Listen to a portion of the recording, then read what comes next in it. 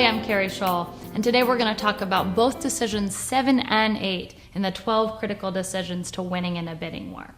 So the decision number 7 is whether to make your offer contingent on financing or not. This is another one that just flabbergasts me. Agents all over will get their clients to get pre-qualified, but not pre-approved. At the Keri Shull team, we believe pre-approval is absolutely necessary for 2 reasons. Number 1, we want to make sure that our clients are comfortable with the payment and the different options that they have to get a loan. So it's very important that we work with a lender in advance to make sure our clients are never blindsided by information that they don't know.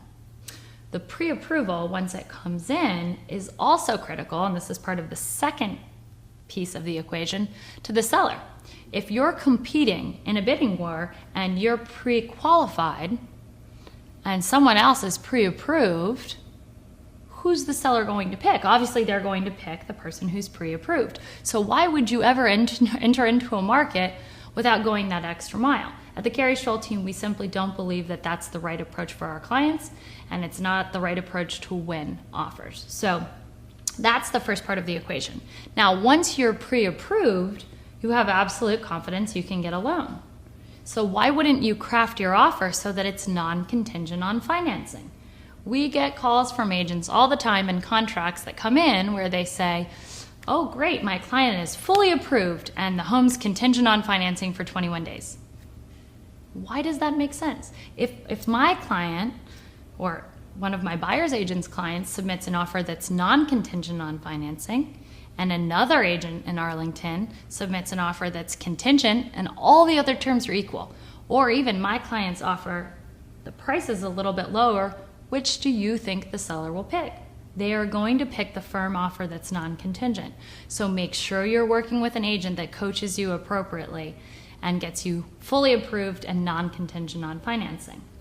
Now that being said, in some condominiums, getting financing is a little tricky. They're looking at investor ratio, they're looking at details that can't be controlled or investigated in advance sometimes. If that's the case, and this is why, by the way, you have to have an agent that knows all of the policies, procedures, and buildings out there. Because if an educated agent such as myself or someone on my team is in a competition with an agent that's only doing 3 deals, which is what the average agent does per year, they're not going to know the intricacies of, for example, the Phoenix or Clarendon 1021, where our team is educated about every single investor ratio, and we're going to coach our clients to win. So that said, if you're in a building where there is question and the investor ratio is something that you don't know, then you want to structure your financing contingency to be very, very short, and you want to make sure you're working with the right lender that has in-house underwriting and very select appraisals to make sure the process goes quickly for you. So again, time frame, decision number 8, critical to winning. I hope that was helpful, and we'll tune back in with decision number 9. Thanks for joining us.